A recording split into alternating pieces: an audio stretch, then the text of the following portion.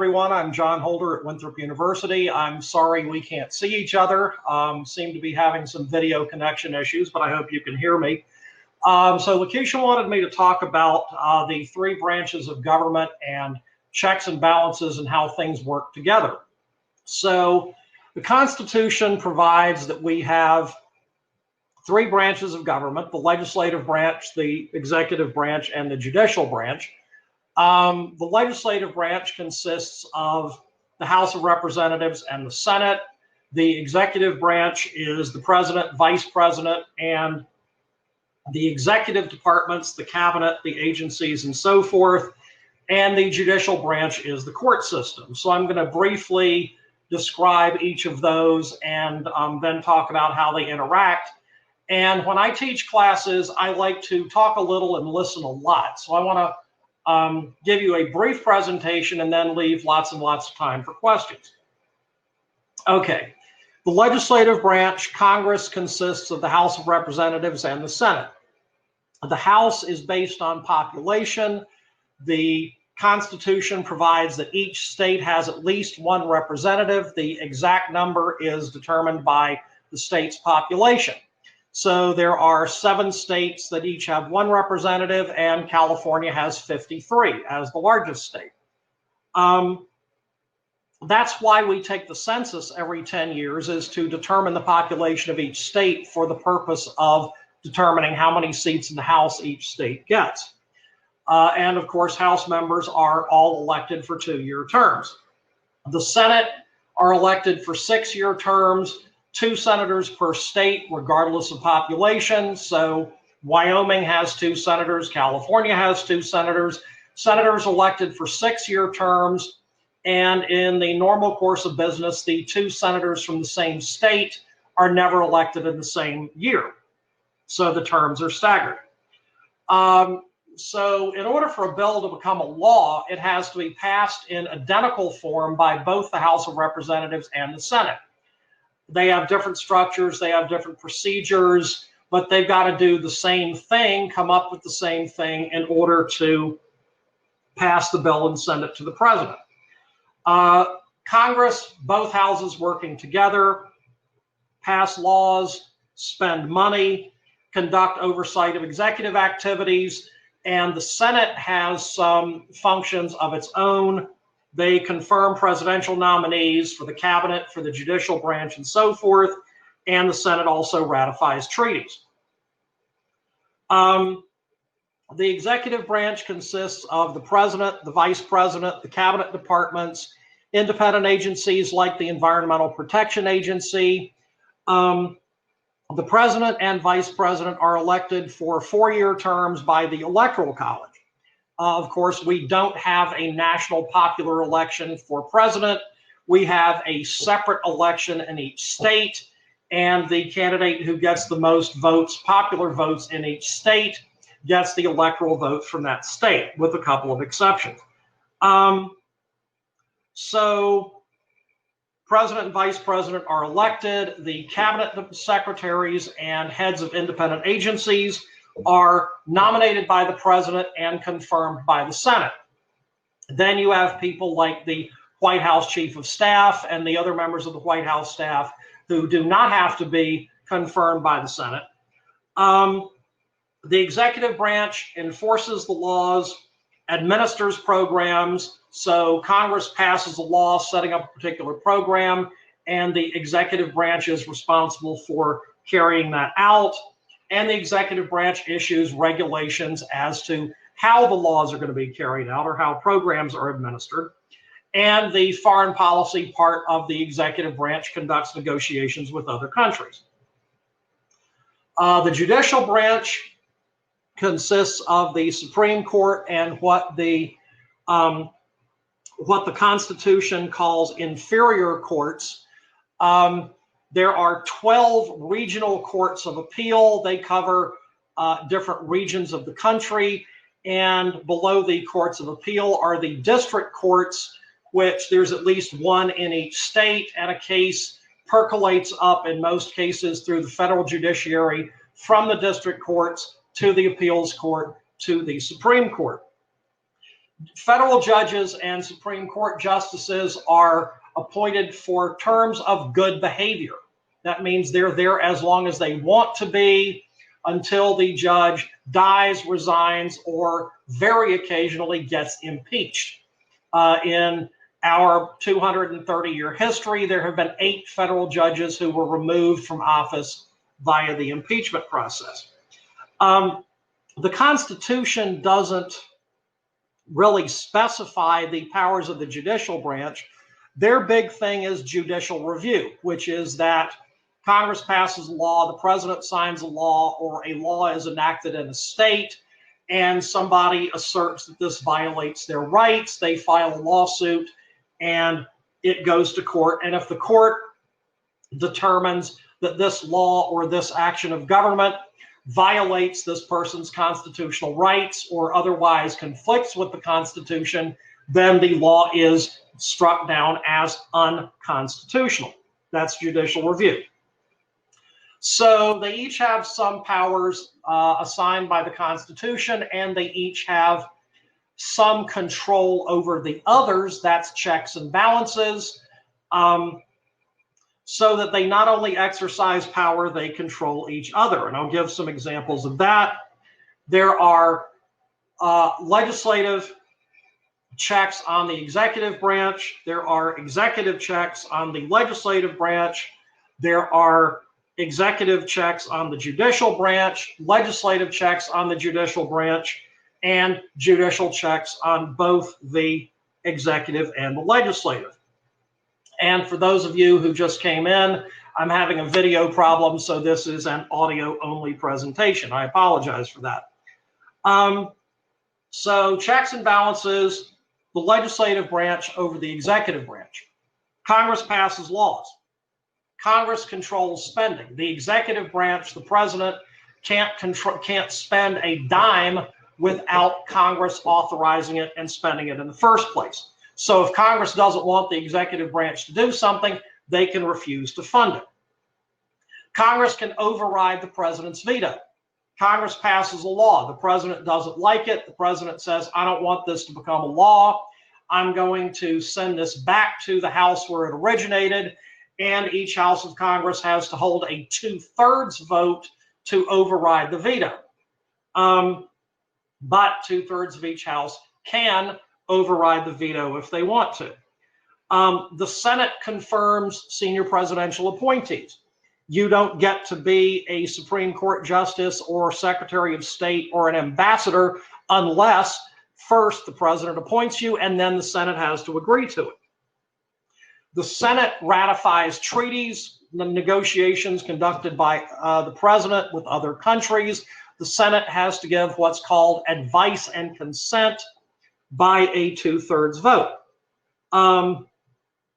And Congress can remove an official of either the executive branch or the judicial branch via the impeachment process. Of course, last year and earlier this year, President Trump was impeached by the House of Representatives, but the Senate did not vote to convict him and remove him from office. Impeachment requires a majority vote in the House of Representatives and a 2/3 vote to convict in the Senate. And Congress and the president share military power because the president is commander-in-chief of the military, but Congress has the constitutional authority to declare war. So they share that. Executive checks on the legislative. The president proposes legislation, and the president will come up with an idea for a law, and Congress acts on it. Again, the veto from the other side, the president can veto something or disapprove of something that Congress wants that he doesn't like. So the president, by requiring a 2/3 vote to override the veto, the president can make it more difficult for Congress to pass a law, but not impossible. The president can refuse to spend money that Congress has appropriated. So if Congress doesn't want to spend money on something the president wants, Congress can refuse to fund it in the first place. But if the president doesn't want to spend money on something that Congress wants, the president can simply refuse to spend it in most cases. The president has the power to call Congress into special session, and the president can issue an executive order. This has been particularly controversial in the last couple of administrations when Congress wouldn't do something that either President Obama or President Trump wanted to do, so the president could issue an executive order. So President Obama, for example, issued an executive order saying the immigration authorities were not going to prosecute the dreamers, the kids who were brought into the country illegally by their parents, were not going to get prosecuted for violating the immigration laws. President Trump has issued a number of controversial executive orders about things like immigration and national security and so forth. So the president can, in some limited cases, take unilateral action to do something that Congress does not want to do. The judicial branch, the executive and legislative checks on the judicial branch are that you don't get to be a federal judge in the first place unless you are appointed by the president and confirmed by the Senate. Beyond that, once you are on the federal court, you're there for life unless you get impeached, and federal judges only get impeached for breaking the law, not for making unpopular or bad judicial decisions. The main power of the judicial branch is the power of judicial review. So Congress passes a law, as I said a minute ago, the president signs it. Somebody believes that this law, or a state legislature passes a law, and somebody believes that the law violates their constitutional rights.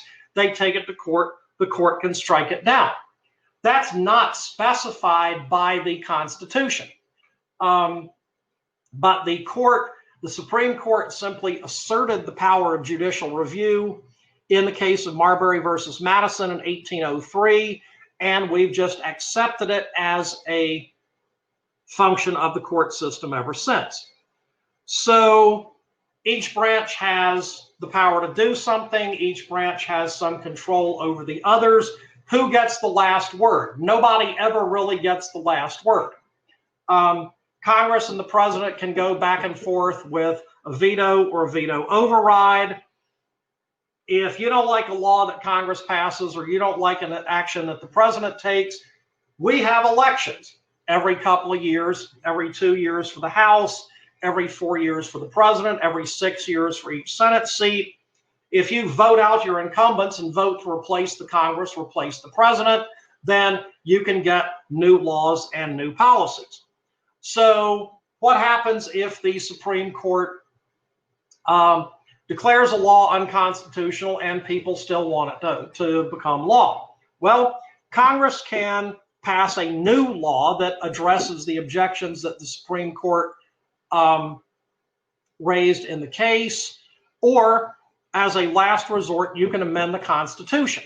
So, for example, in 1857, in the Dred Scott versus Sanford decision, the Supreme Court ruled that slaves are not citizens and have no rights of citizenship.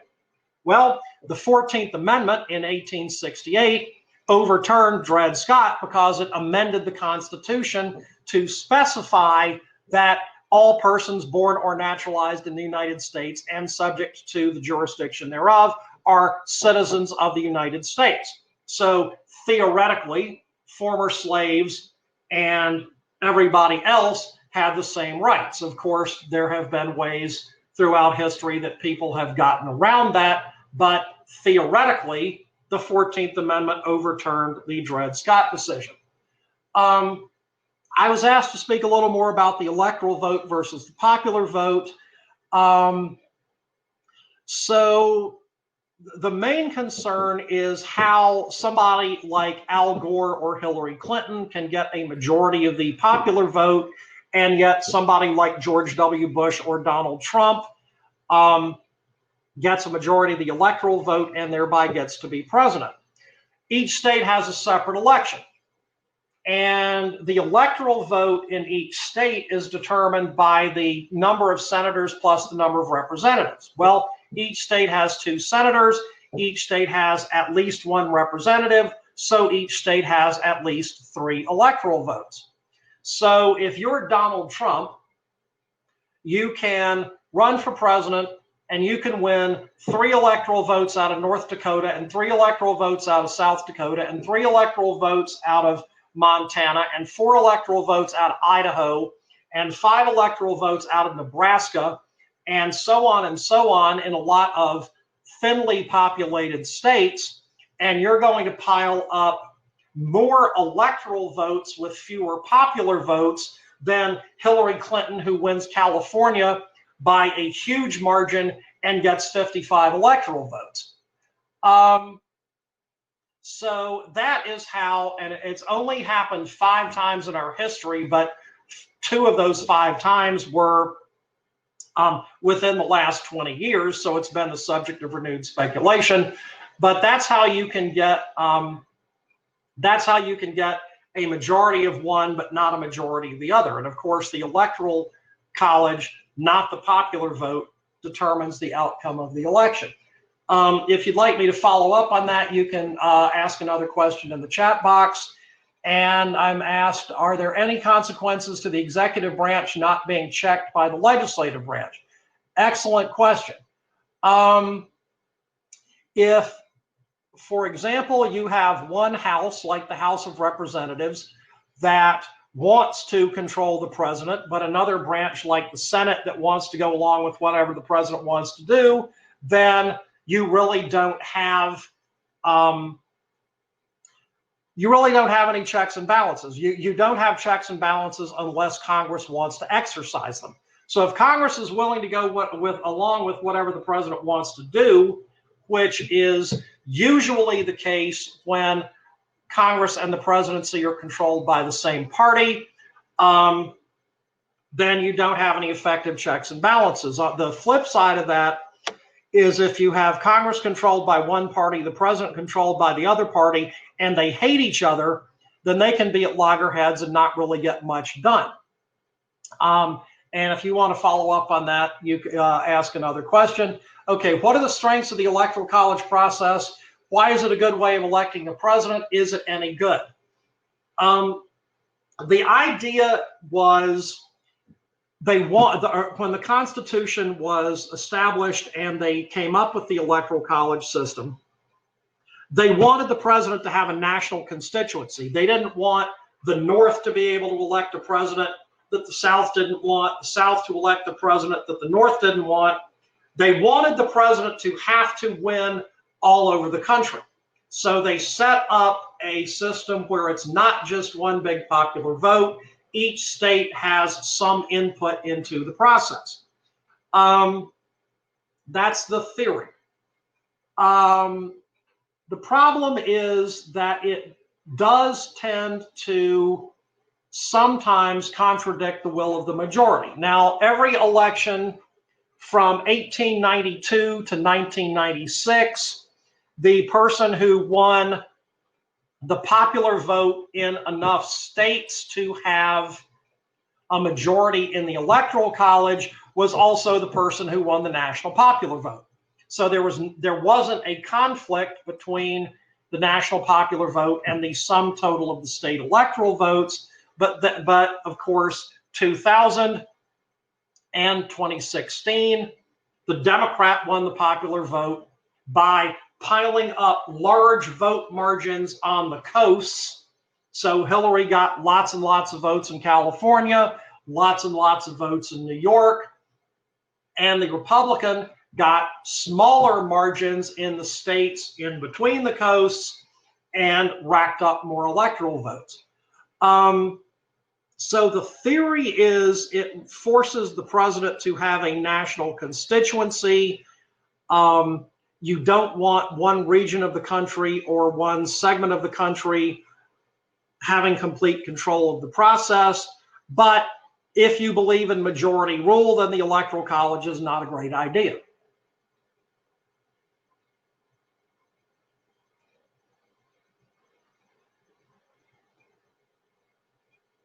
Anything else?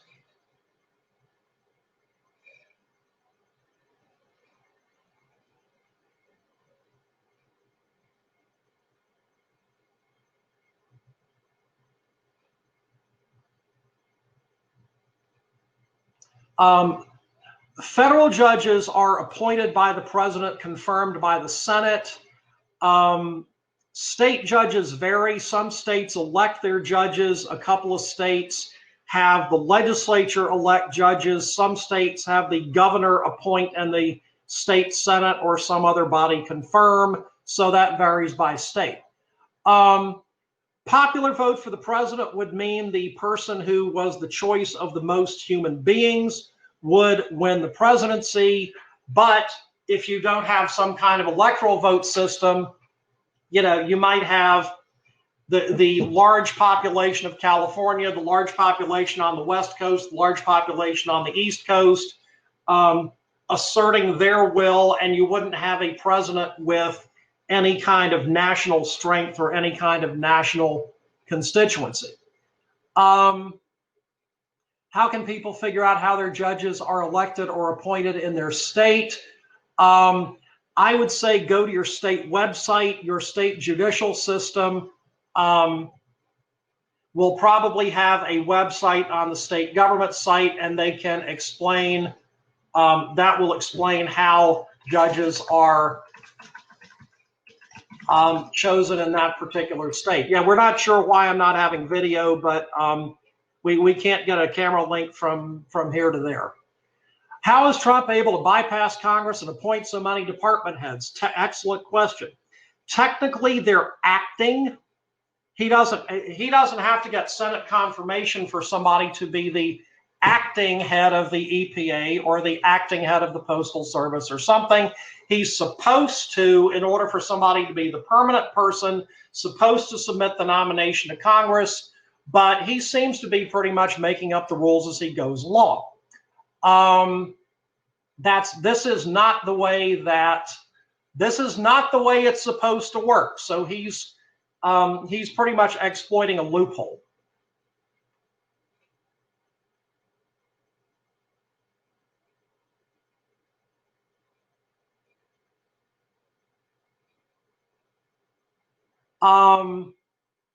What can be done? Well, if the Senate's willing to go along with him, they're the ones who are supposed to do it. The Senate is the one the body that's supposed to confirm nominees, and there's no real direct control that they have. The most powerful thing Congress could do would be to say, okay, if you're not willing to submit a nominee to the Senate for confirmation as head of the let's say the Environmental Protection Agency, then we're going to cut off funding for the Environmental Protection Agency until you send us a nominee who is not an acting nominee. Now, if Trump wanted to get rid of the Environmental Protection Agency, there is nothing that, then Congress has no other leverage. This hasn't really been an issue until this administration. So, I mean, the best thing to do would be to have an administration that doesn't care about exceeding its authority in that way. How are the delegates for the Electoral College elected? They are chosen they're nominated by state political parties and elected by the state legislatures. The nominations for this year probably haven't happened yet. If you want to find out, for example, who the Democratic candidates for Elector are in your state, contact your state Democratic Party. So what usually happens is that the state party designates people, the legislature puts them on the ballot as the Democratic electors or the Republican electors. And then if that particular candidate wins the state in the general election, those people are chosen to deliver the electoral votes for the state. Parameters for acting, there are supposed to be. I'm not sure what they are. There may be some time limits in some cases, but again, if Congress isn't willing to enforce it, there's not much you can do with it. Alternatives to Electoral College votes. There have been a couple of suggestions. One suggestion is that the electoral vote in each state should be proportional to the popular vote. So if your state has 9 electors and the Republican gets 55% of the vote and the Democrat gets 45, then that would translate not into all 9 electoral votes for the Republican candidate, but 5 for the Republican, 4 for the Democratic. That would probably make it less likely that the popular vote nationally and the electoral vote would diverge.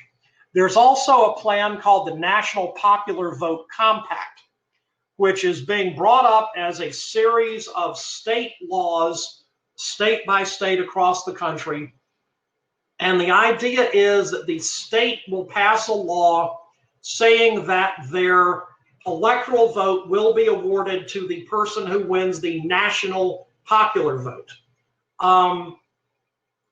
And most state laws say that will go into effect if it gets passed in states representing a majority of the electoral vote. That is, states with a total of 270 electoral votes agree to be bound by this, then it would bind all the states that had ratified it.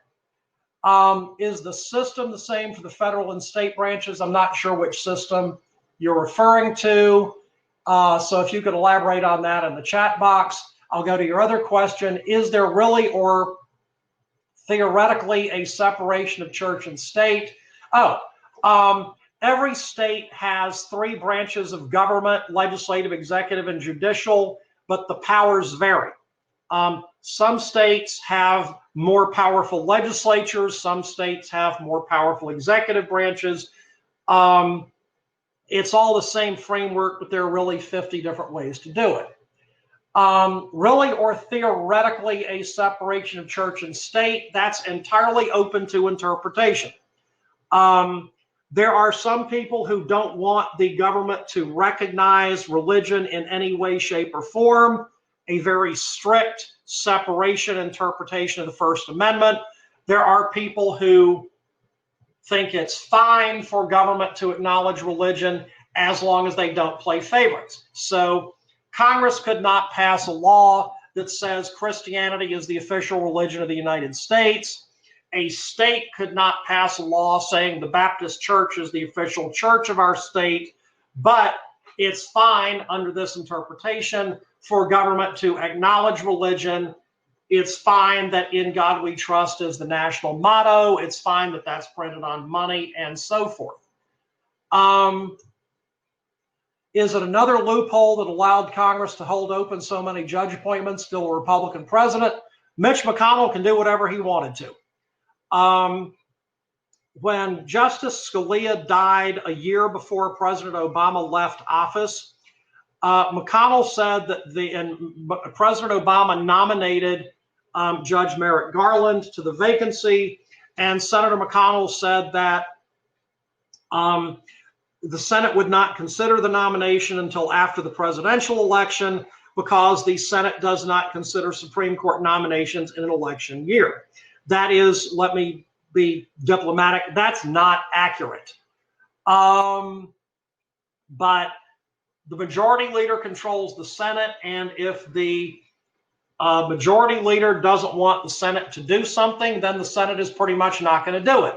So they never acted on the Garland nomination. The Garland nomination expired when President Obama left office, and then President Trump came in and nominated Neil Gorsuch. Attorney General's role related to duty of the country versus the president. The Attorney General is supposed to be the country's lawyer, not the president's lawyer. There's been some, speculation that Attorney General Barr is acting as President Trump's personal attorney rather than as the country's lawyer the way he's supposed to. Congress can subpoena him to come in and discuss it, but their only real recourse would be impeaching him. Can the military disobey the commander-in-chief? The military is not supposed to obey unlawful orders. But that's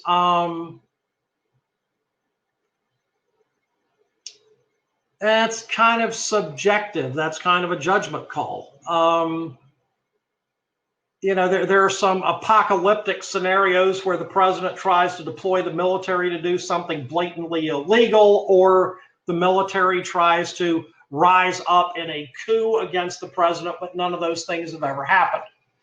The rationale for judges serving for a lifetime, they didn't want judges to be subjected to political pressure. They didn't want judges to have to consider public opinion.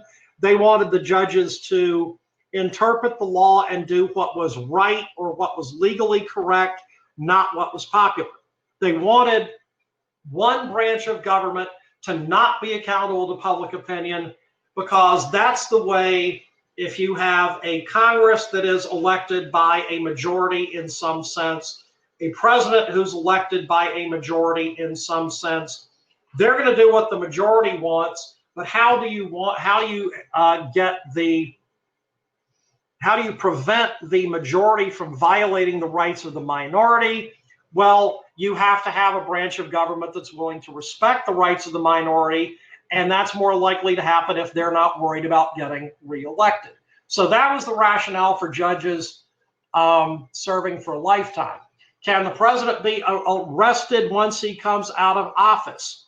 Oh yeah, absolutely. Best way to educate voters on how the government works. We don't do a good job of civic education in the public schools in this country.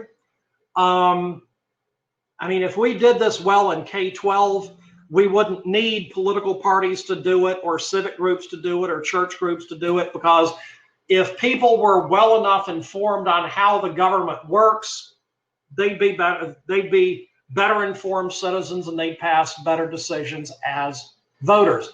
Can Senate members override Mitch McConnell? Yeah, but he's the majority leader, and he got put there by a majority vote. So basically, the reason he can do whatever he wants is that he has a majority backing him up. So even if you took a majority vote to override him, it's unlikely to happen. And I'm really sorry about the lack of video. I wish I could see everybody.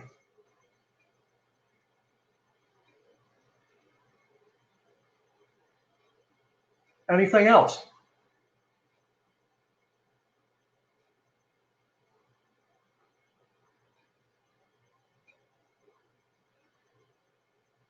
If McConnell isn't reelected, who takes his position? The majority party elects one of their members. So if the Republicans are still the majority in January and McConnell's not there, it could be any Republican senator.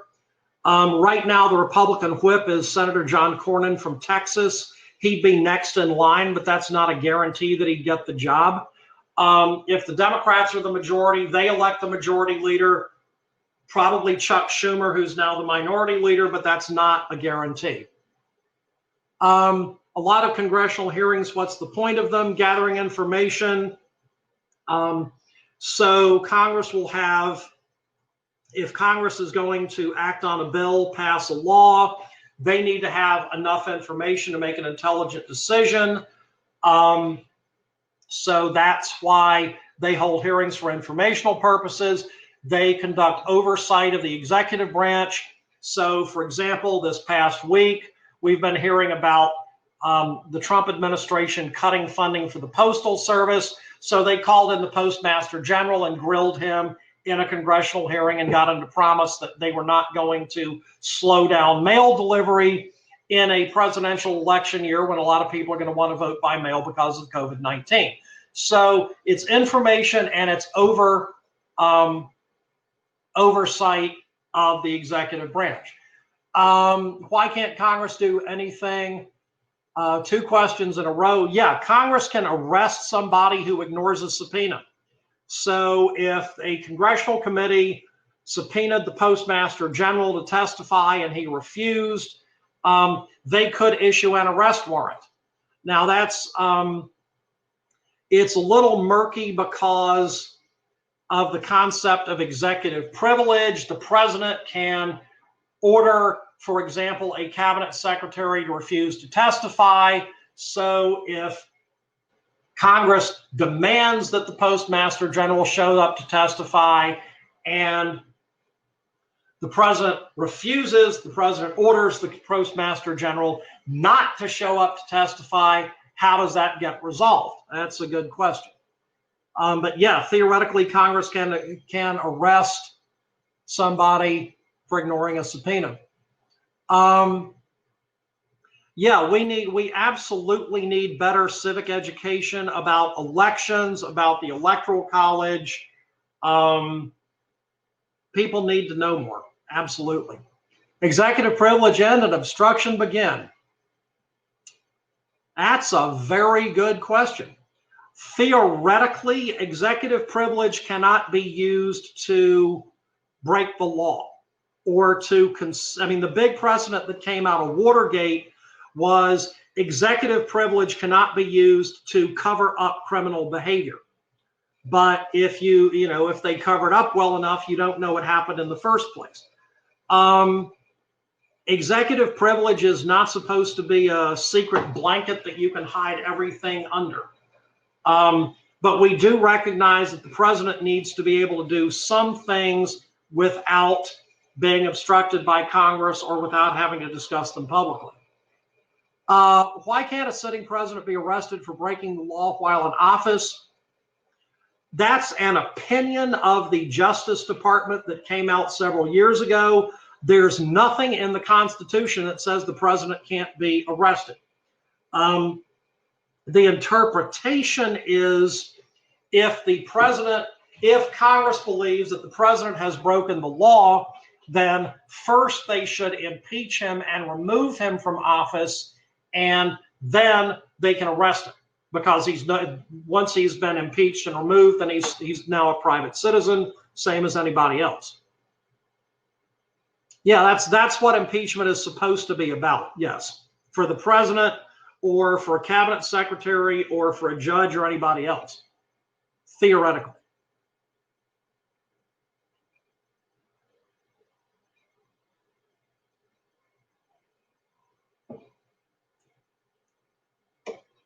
Yes, Bill Barr can be impeached as long as Congress is willing to do it. But that requires a majority of the House of Representatives and a 2/3 majority in the Senate, which is majority Republican, so I doubt they're going to do it.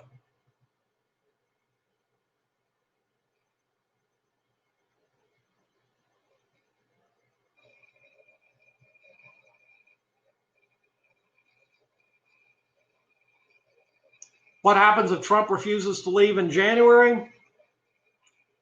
He can be arrested for trespassing in the White House.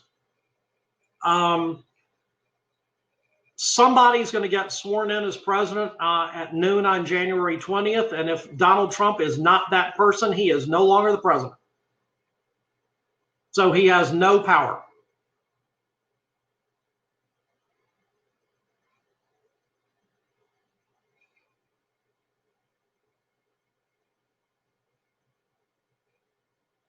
You're very welcome. Who would issue the arrest? Well,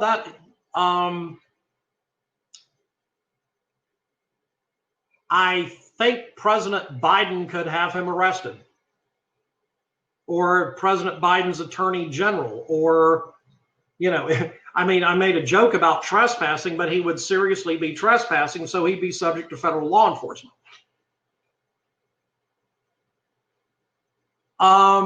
I don't think Speaker Pelosi has that power.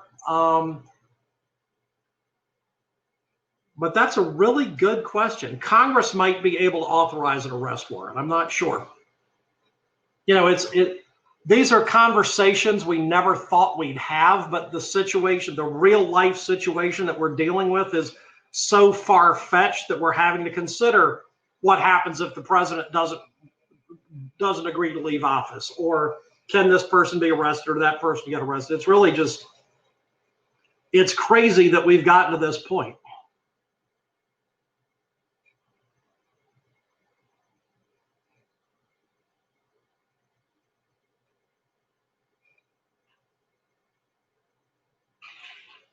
Counting of mail-in ballots. That varies by state. The timeline is the general election. The people go to the polls on the Tuesday following the first Tuesday following the first Monday in November. So if you're voting by mail, most states require either that the absentee ballot, if you're mailing it in some states it has to be received on election day at your Board of Elections. In some states it has to be postmarked by election day. So these go to the boards of election, they get counted. The electors meet on a day in December, mid-December. So the state election authority has to certify the election within that state in order for the electors to be certified to cast the vote in December. The electors cast the vote in December. That goes to a joint session of Congress in early January. And on, I think it's January 6th, Congress opens the electoral certificates and declares the winner. Can Trump dispute the election because of the mail-in ballots not being counted? He can complain all he wants to. Once a state certifies their electoral result and Congress agrees to accept the electoral vote from that state, that is legally binding and there's nothing he can do about it.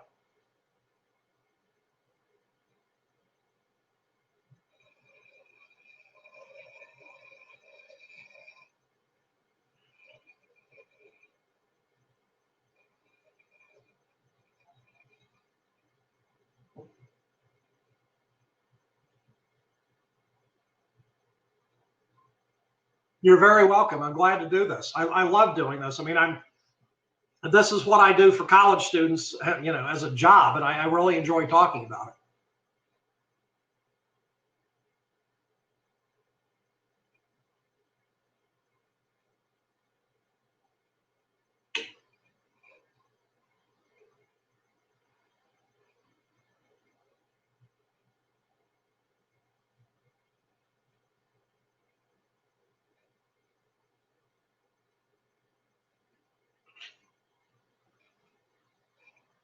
You're very welcome.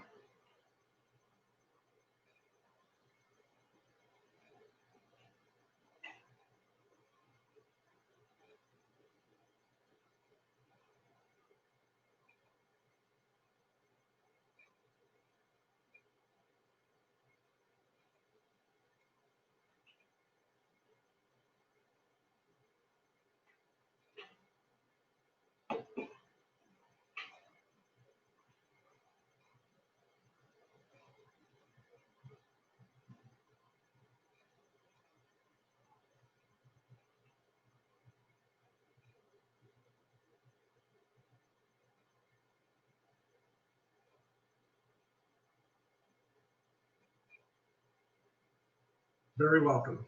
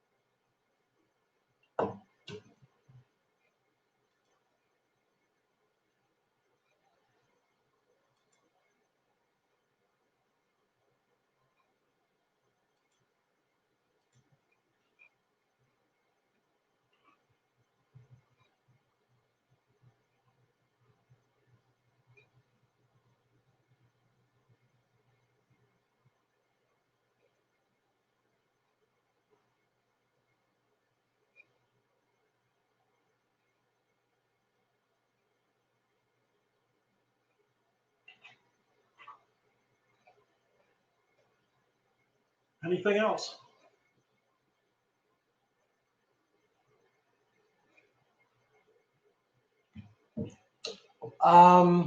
Postal services and alleged barriers, limitations that have been initiated to impact the election. A lot of local groups are encouraging people to, if you don't want to vote in person, you can, because you're worried about COVID-19, you can get an absentee ballot, but instead of mailing it in, you can hand deliver it to your Board of Elections.